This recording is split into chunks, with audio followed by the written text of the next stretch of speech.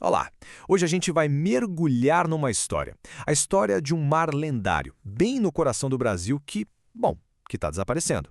Essa é a saga da Lagoa de Parnaguá, lá no Piauí. Um lugar onde o mito e uma crise bem moderna, bem real, se encontram. Por gerações e gerações, esse lugar era conhecido assim, Grande Mar Redondo. Pensa bem nesse nome. Ele já diz tudo, né? Mostra a imensidão, a importância que essa lagoa sempre teve. Era quase um oceano em pleno sertão. E olha, não era só um apelido carinhoso. A palavra Parnaguá, que dá nome à cidade hoje, vem direto do Tupi-Guarani e significa exatamente isso: Grande Mar Redondo. É a prova viva da conexão profunda entre a terra, a água e as raízes indígenas do lugar. Então, para começar, vamos entender como essa lagoa virou muito mais que um corpo d'água.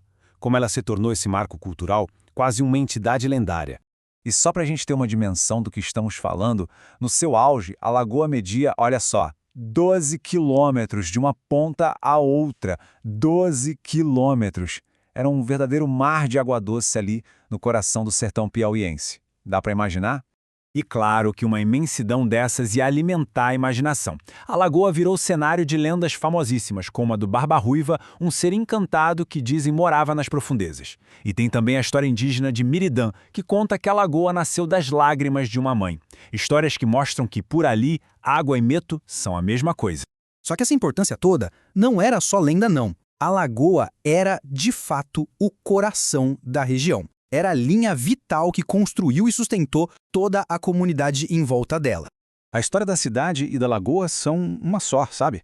Parnaguá foi fundado oficialmente em 1761, literalmente na beirinha da água. E por mais de 200 anos, dos séculos 18 ao 20, a vida de todo mundo girava em torno dela. Hoje, mais de 10 mil pessoas vivem ali, carregando esse legado e, ao mesmo tempo, encarando um futuro bem incerto.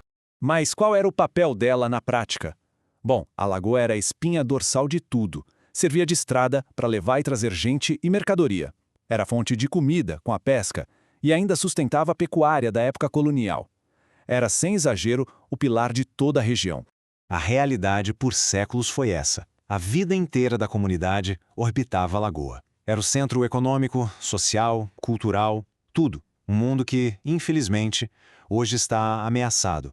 E é aqui que a história de abundância começa a virar. A gente entra agora no ponto de inflexão, na crise que ameaça secar não só a lagoa, mas toda a sua história junto com ela.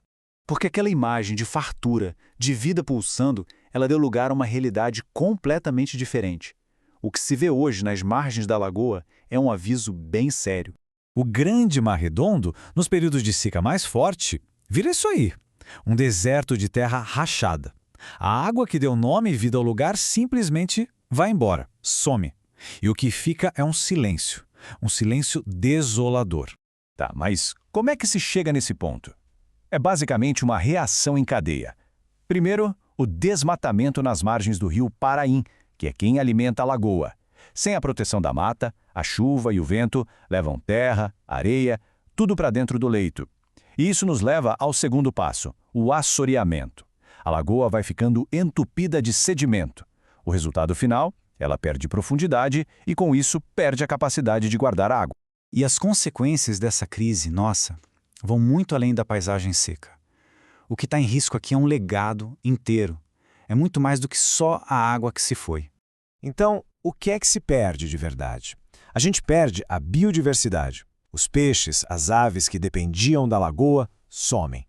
A gente perde a base da economia local, que vivia da pesca. E talvez o mais doído de tudo, se perde a identidade cultural, as histórias, o modo de vida que aquela água sustentou por séculos. Olhando assim, o contraste fica muito claro. É um conto de duas lagoas. No passado, um mar de água doce, o coração da economia e um berço de lendas. No presente, um espelho d'água que some, uma ameaça à sobrevivência das pessoas e um patrimônio inteiro em perigo. E tudo isso leva a gente a uma última reflexão. O que se perde de verdade quando uma memória feita de água vira pó? A resposta, lá em Parnaguá, é muito clara. Perde-se muito, muito mais do que água. Perde-se um pedaço da alma de um povo.